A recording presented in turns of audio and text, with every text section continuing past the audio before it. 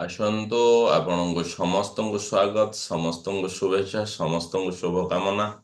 ଆଜି ଏକ ସୁନ୍ଦର କଥା ଆମେ ଆଲୋଚନା କରିବା। ଯେମିତିକି ଆମେ ଜାଣିବା sixth magic crystal to attract money. ଆମେ ତ ପଇସା ପାଇଁ ଅନେକ କିଛି କରୁଛନ୍ତି। ପଇସା ଏକ ମୂଳ ମାନେ ଶକ୍ତି, ମନି ଗୋଟେ ଏନର୍ଜି। ଏଇ ମନିକୁ ଆମେ ଆଣିବା ପାଇଁ ବହୁତ କିଛି କରୁଛନ୍ତି। ତେବେ ଯଦି ଆମେ କ୍ରିଷ୍ଟାଲର ସାହାରା ନେବା, କ'ଣ ଏମିତି କ୍ରିଷ୍ଟାଲ ଅଛି ଯୋଉ କ୍ରିଷ୍ଟାଲ ଆମ ସମସ୍ତଙ୍କୁ ଏଇ ମନିକୁ ଆଟ୍ରାକ୍ଟ କରିବା ପାଇଁ ସାହାଯ୍ୟ କରିଥାଏ? ଆମେ ସେ ବିଷୟରେ ଆଜି ଜାଣିବା ପାଇଁ ଯାଉଛନ୍ତି। ତ ପ୍ରଥମେ ଆପଣ ମାନେ ଜାଣିବା ଦରକାର ଏଇ ଯୋଉ କ୍ରିଷ୍ଟାଲ, ପ୍ରଥମ କ୍ରିଷ୍ଟାଲ ଆପଣ ରଖନ୍ତୁ ପାଇରାଇଟ। ପାଇରାଇଟ ଦେଖିବା ପାଇଁ ବହୁତ ସୁନ୍ଦର କ୍ରିଷ୍ଟାଲ। ମୁଁ କହି ରଖେ କୌଣସି ଫର୍ମରେ ବି ଆପଣ ତାକୁ ବ୍ୟବହାର କରିପାରିବେ। ହେଲା, ମାନେ ବ୍ରେସଲେଟ୍ ପିନ୍ଧିପାରିବେ, ତାର ପେଣ୍ଡେଣ୍ଟ ପିନ୍ଧିପାରିବେ, ତାର ଆଞ୍ଜେଲ ରଖିପାରିବେ, ତାର ଟ୍ରମ୍ବଲ ରଖିପାରିବେ। କୌଣସି ଫର୍ମରେ ଆମେ ତାକୁ ବ୍ୟବହାର କରିପାରିବା। ପାଇରାଇଟ ହଉଛି ବହୁତ ସୁନ୍ଦର। ଇଏ କ'ଣ କରୁଛି ନା ଆମର ଆଟ୍ରାକ୍ଟ ଟୁ ଲକ୍, ଗୋଟେ ସୌଭାଗ୍ୟକୁ ଆମର ଆଟ୍ରାକ୍ଟ କରୁଛି, ଆଭୋଡାନ୍ସକୁ ଆଟ୍ରାକ୍ଟ କରୁଛି, ଆମର ୱେଲ୍ଥକୁ ଆଟ୍ରାକ୍ଟ କରୁଛି, ଆମର ପ୍ରସ୍ପରିଟିକୁ ଆଟ୍ରାକ୍ଟ କରୁଛି। କୋଉ ବି ଫର୍ମରେ ଆମେ ରଖିପାରିବା। ବଲ୍ ଫର୍ମରେ ଆସୁଛି, ପେଣ୍ଡେଣ୍ଟ ଫର୍ମରେ ଆସୁଛି, ବ୍ରେସଲେଟରେ ଆସୁଛି, ତାକୁ ଆମେ ରଖିପାରିବା ପାଇରାଇଟ।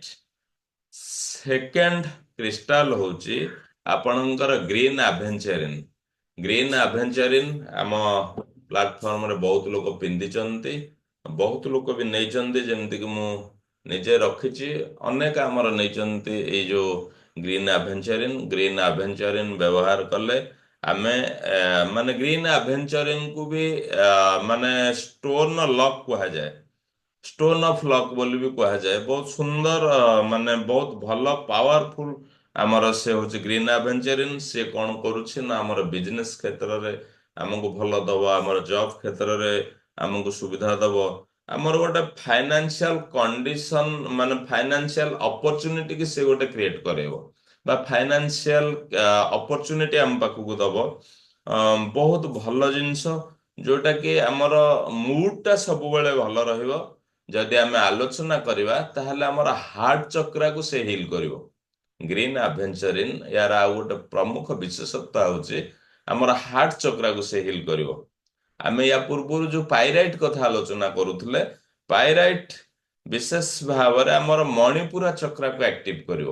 ଯୋଉମାନେ ସେଭେନ ଚକ୍ରା ଉପରେ ଜାଣିଛନ୍ତି ସେମାନଙ୍କର ନଲେଜ ଅଛି। ମଣିପୁରା ଚକ୍ରା ଯଦି ଆକ୍ଟିଭ ହବ, ଗୋଟେ ଲୋକ ଅଟୋମେଟିକ ମନି ମ୍ୟାଗ୍ନେଟ ହେଇଯିବ। ଆମେ ମଣିପୁରା ଚକ୍ରାକୁ ବା ସବୁ ଚକ୍ରାକୁ ମାନେ ଆକ୍ଟିଭ କରିବା ପାଇଁ ବିଭିନ୍ନ ପ୍ରକାର ପ୍ରୋସେସ ରହିଛି। ତା ଭିତରୁ ଏହା ଏକ ପ୍ରୋସେସ ଯୋଉଟା କି ମଣିପୁର ଚକ୍ରା ଆମେ ଆକ୍ଟିଭ କରିପାରିବା ଏଇ ଯୋଉ ପାଇରାଇଟ ମାନେ ବ୍ରେସଲେଟରେ। ଏଇ ଗ୍ରୀନ ଆଭେଞ୍ଚରିନ୍ ହଉଛି ଆମର ହାର୍ଟ ଚକ୍ରା କଥା। ତାପରେ ଏଇ ମନିକୁ ଆଟ୍ରାକ୍ଟ କରିବା ପାଇଁ ଆଉ ଏକ ସୁନ୍ଦର ବ୍ରେସଲେଟ ବା ସୁନ୍ଦର କ୍ରିଷ୍ଟାଲ ହଉଛି ମାଲାକାଇଟ। ମାଲାକାଇଟ ଆମେ ତାକୁ ରିଙ୍ଗରେ ପିନ୍ଧିପାରିବା, ଯେକୌଣସି ଫର୍ମରେ ବି ଆମେ ନେଇପାରିବା। ଆମ ଲାଇଫକୁ ସେ ଏକ ପଜିଟିଭ ଚେଞ୍ଜେସ୍ ଦିଏ, ଯାହା ଫାଇନାନ୍ସିଆଲ କଣ୍ଡିସନକୁ ଆମର ବେଟର ବନାଏ, ଆମ ପାଇଁ ନୂଆ ନୂଆ ଅପରଚୁନିଟି କ୍ରିଏଟ କରେ, ଆମକୁ ଇନ୍ସପାୟାର କରେ। ବିଶେଷ ଭାବରେ ଆମେ ମନିକୁ ଆଟ୍ରାକ୍ଟ କରିବା ପାଇଁ ଆମର ଅଭ୍ୟାସରେ ପରିବର୍ତ୍ତନ ଆଣେ, ଆମକୁ ଆଗେଇବା ପାଇଁ ସୁବିଧା ସୁଯୋଗ ଦେଇଦିଏ, ଆଉ ଭଲ ଭଲ ଅଭ୍ୟାସ ଆପେ ଆପେ ଆରମ୍ଭ ହୋଇଯାଏ। ଆଉ ବିଶେଷ ଭାବରେ ରେକମେଣ୍ଡ ରହିବ ଏ ମାଲାକାଇଟ ବିଜନେସ ମ୍ୟାନଙ୍କ ପାଇଁ ବହୁତ ବଢିଆ, ଏକୁ ନିହାତି ଦରକାର। ତାପରେ ନେକ୍ସଟ କ୍ରିଷ୍ଟାଲ ଆମେ ଜାଣିବା, ବହୁତ ପପୁଲାର, ଅନେକ ଏହା ସହିତ ଜଡିତ ଅଛନ୍ତି, ଟାଇଗର ଆଏ। ଆମ ପାଖରୁ ବି ଅନେକ ଲୋକ ନେଇଛନ୍ତି ଟାଇଗର ଆଏ। ଟାଇଗର ଆଏ ଆମକୁ ରିପ୍ରେଜେଣ୍ଟ କରୁଛି ଆମର ଡୋମିନାନ୍ସ ଉପରେ, ଆମର କନଫିଡେନ୍ସ ଉପରେ, ଆମକୁ ପ୍ରୋଟେକ୍ସନ ଦଉଛି।